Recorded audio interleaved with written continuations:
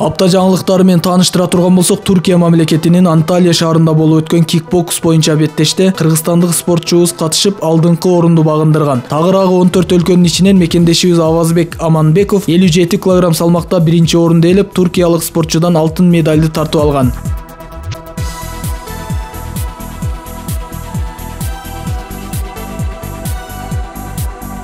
Түштүк Кореянын борбору Сеул шаарында спорттун ММА түрү боюнча эл аралык турнир болуп өткөн. Ал мелдеште Кыргызстандан мыкты спортчулардан эки мушкерибиз өлкө намысын коргоп келген. Атап айтсак, Тилек Маширапов жана Жыргалбек Эмилбеков. Эки мушкерибиздин жеңиши элди таң калтыруу менен аяктаганын интернет булактары жазып чыгышкан. Бул беттеште Тилек Маширапов 27 секунд аралыгында атаандашын эсинен тандырган. Ал эми Жыргалбек мырза упайдын негизинде атаандашын багындырган. Тена версиясы боюнча болуп өткөн мелдеште мекендешибиз Дастан Шаршеев да катышкан. Тактап айтсак, мушкерибиз орусиялык мушкер Антон Калинин менен беттешип, Тилекке каршы мелдеште калыстар калыстыгын көргөзө алган эмес. Калыстын айтымында тайбокстун Тена түрүнүн эрежеси менен эсептегенин жана ошондой эле көптөгөн соккулар Дастан Шаршеевге өтүп кеткенин, андыктан мушкерди рингден четтетилип калаарында белгилеген. Бирок мекендешибизди колдогон көрүүчүлөрдүн нааразычылыгын көргөн калыс ката кетиргенин сезген өңдү. Анткени Дастан мырзадан кечирим сурап, беттеш кайрадан 2 айдан соң болоору белгилүү болгонун интернет булактары жазып чыкты. Мындай жогорку деңгээлдеги беттештерде албетте мамлекет тарабынан да колдоо керек экени баарыбызга маалым. Андыктан Дастан мырзаны мамлекет колдоп жөлөөрүнө ишенебиз. Вам всем спасибо за то, что болели. И не забудьте, с вами был Дастан. Спасибо моему тренеру. Спасибо бойцовскому клубу Витязь Fight Rus Gym. Алга Кыргызстан.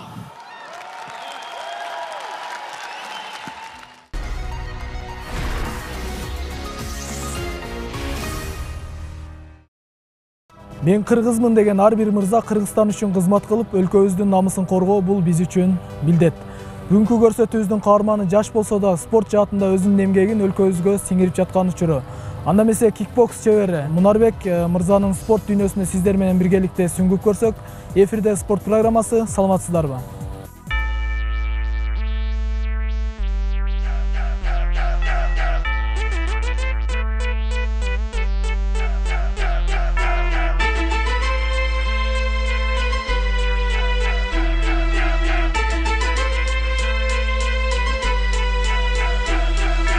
Мунарбек Сейитбек уулу 1996 жылы 1-январда Ош шаарына караштуу Манасата кичи районунда кызматчынын үй бүлөсүндө жарык дүйнөгө келген. Орто мектепти Манасата кичи районунда жайгашкан Барпалыкулов атындагы орто мектептен бүтүргөн. Жаш кезинен спорт теңсеген Мунарбек 4-классында спортко ыктап, спорт чөйрөсүнөн өз ордун тапты. Каарманыбыз талыкпаган аракеттин натыйжасында канчалаган ийгиликтерди багындырып, кыргыз эли үчүн эмгек кылсам деген максаттарын катары менен орундатып келүүдө. Учурда Ош мамлекеттик университетинин педагогика жана дине тарбия факультетинин студенти. Жаш болсо да спорт чеберчилигин толтурган спортчу мекендешибизден олимпиадалык чемпиондукту күтүп калабыз.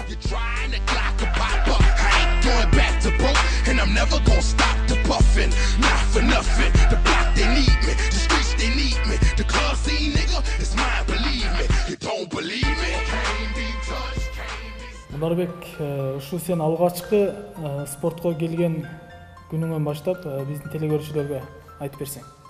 Кантип келип калдың? Кимдер тарабынан кантип кызыгып калдың? Мен алгачкы келгенде мектепте окуйт элем. Канча бир 3-4 класста окуйт элем да. Анан залга келген акалар бар эле.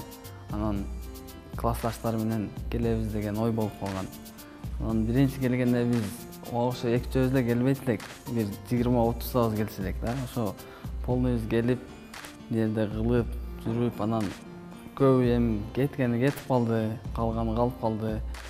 Ошентип биз калып кетип, азыр Аллага шүгүр кичине бокс аркылуу эми эки жактарды көрүп, эл жер кыдырып, тааныш билиш, дос дегендерди артык баягындай көбөйүп кетти да уже, Кудайга шүгүр.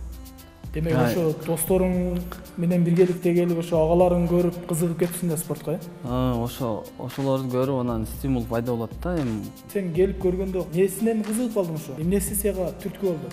Кызыгып калышың. Бул жерде баягындай көчө мушташ эмес, эми көчө мушташ болбойт билесиз. А бу жерде бирге бир чыгасың, эркекче мушташасың, өзүң көрсөтөсүң. Анан бул бокс, бул олимпийский вид спорта да.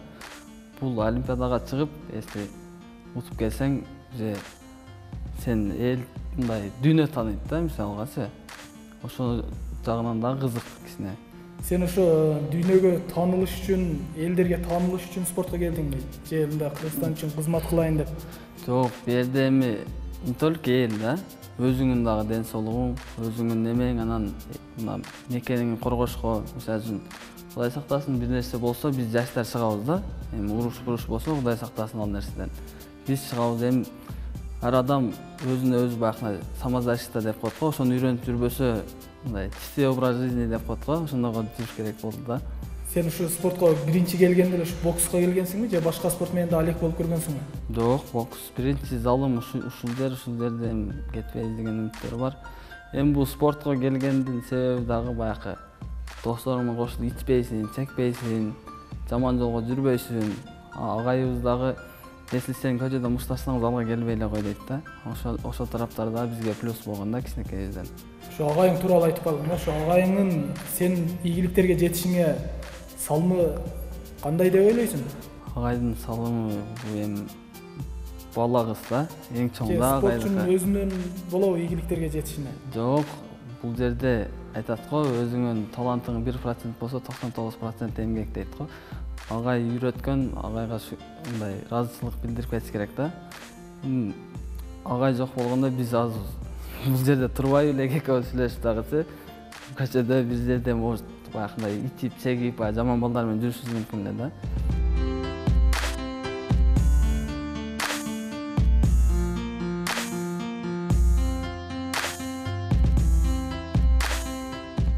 Иш кылып атканда кээде жок болуп кетет. Издесең залда болгон болот. Залды калтырбай кылат эле да. Азыр бул жогорку даражаларга жетишип атат, Кудайга шүгүр. Кыргызстандын желектерин желбиретип жүрсө, жакшы да Кыргызстанга. Анан жашынан спортко кызыкса, бул баягы жаман жолдордон алыс болот экен, ичпейт экен, чекпейт экен, түз жүрөт экен. Соревнование болот дегенде колдон келишинче маанайын көтөрүп, жакшы мамиле кылып, бизден ошол эле жардам эми.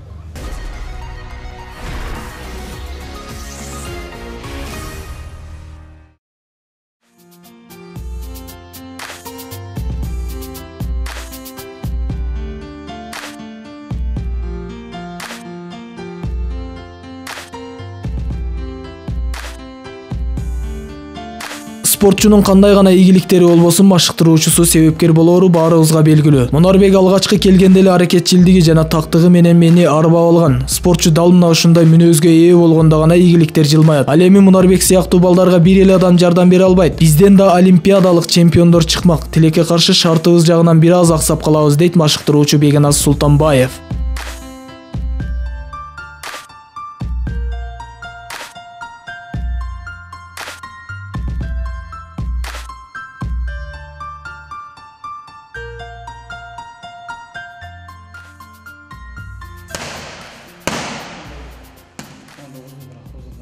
И сразу покажу. Оттяжка.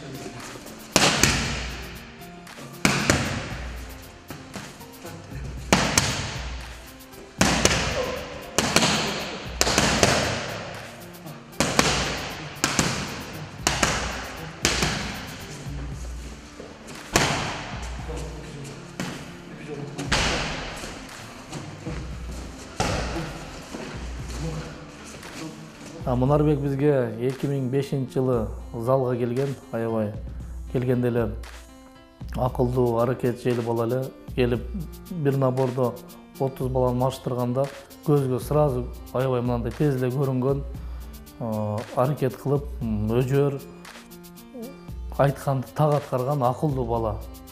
Жана ар дайым эч качан калтырбайт эле машыгууларды. Машыгуу саат 3-тө болсо 2:30-да келип, жарым саат келип, күтүп турат эле тренерин. Ошентип иштегенбиз. Жакшы, азыр Кудайга шүгүр, көптөгөн ийгиликтерге жетишти. Кыргызстандын 3-4 жолку чемпиону болду, жаштар, өспүрүмдөр арасында. Жана ошондой эле Азия чемпионаттарында байгелүү орундарды ээледи.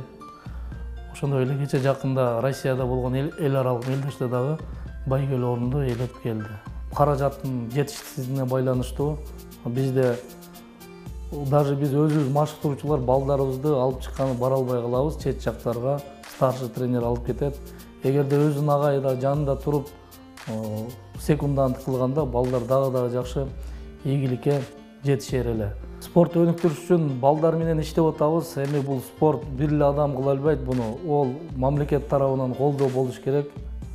Балдарга стипендиялар чыгарып бериш керек. Мисал, жөнөкөй эле мисал, Алматы шаарынын сборный командасы боксерлору чоңдор арасында ай сайын $300 стипендия алышат. Алардын ою башка иште эмес, алардын ою только машыгууда болот. Сааттан кечке машыгып, анан аябай чоң ийгиликтерге жетишет. Бизде да Кудай буйрса мамлекет условиялар түзүп берсе, жакшы балдарга стипендияларды коюп берсе, бизде да балдар аябай көп, балдар чыгат. Ушундай мынарга окшогон балдарды мамлекет карап, өзү колдоп турса, Кудай буйрса үмүт чоң, олимпийский чемпиондор чыгат Кыргызстандан дагы.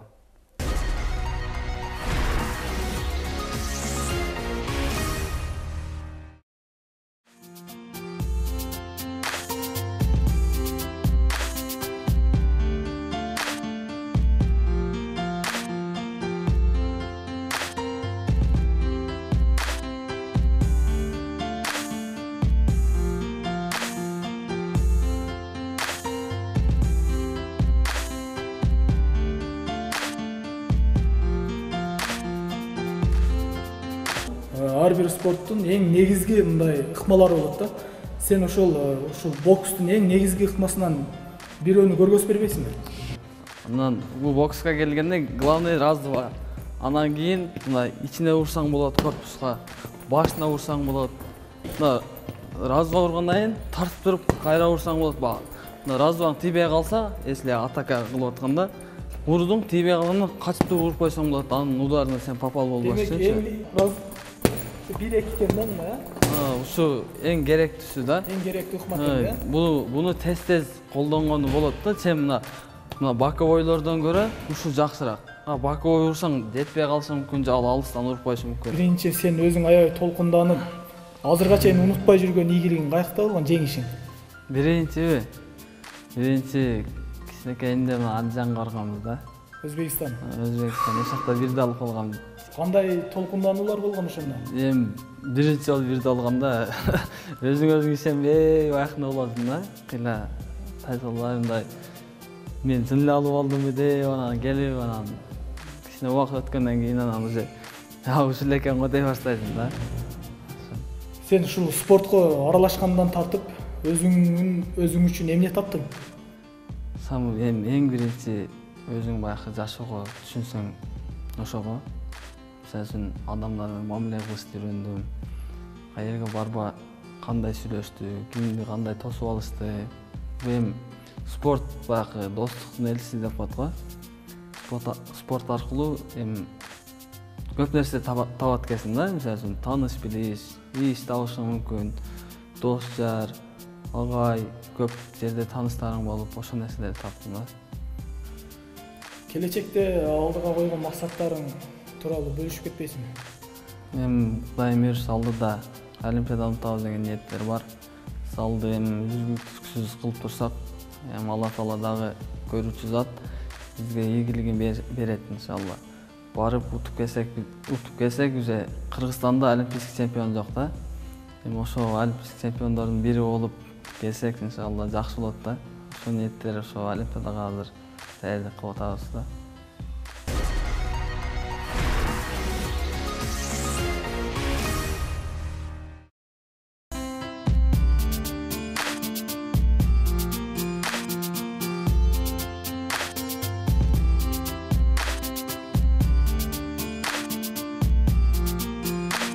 Достумда досу болот дегендей каарманыбыз Мунарбек мырзанын жакын досторунун бири Марат Болотбеков муну айтат. Мунарбек мамилеге так жана өжөр бала. Биз спорт залга баш бакканда эле алгач Мунарды көрөбүз. Анда аркага чегинүү болгон эмес. Ошондуктан өзүнүн аракети менен көптөгөн ийгиликтерди багындырды деп айта алам. Анткени Мунар менен кичинекей кезимден бирге чоңоюп, учурда спорт жаатында да биргебиз дейт Марат Болотбеков.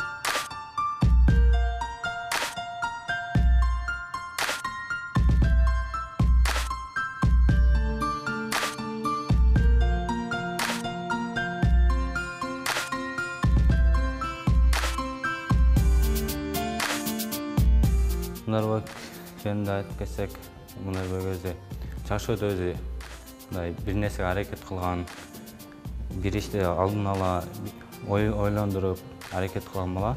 Көбүнчө бизден айырмасы көбүнчө мындай эркектик бир касиети бар. Алдыга умтулам деген.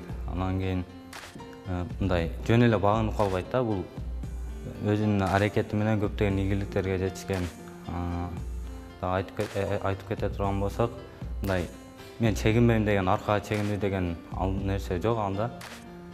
Дос катары айтып кетсем, биз көп жылдан бери бирге доспуз, көптөгөн ийгиликтерге жетишкен. Залга келгенде дагы бизден эртерээк келет, жарым саат алдын эртерээк келип, залга киргенде эле биринчи Мунарды көрөбүз да. Достор менен аябай жакшы мамиледе кылат, адамдар менен тез тил табышып кетет.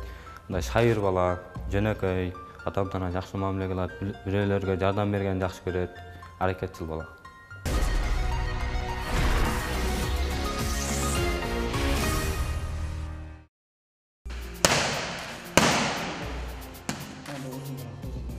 И сразу боковой. Оттяжка.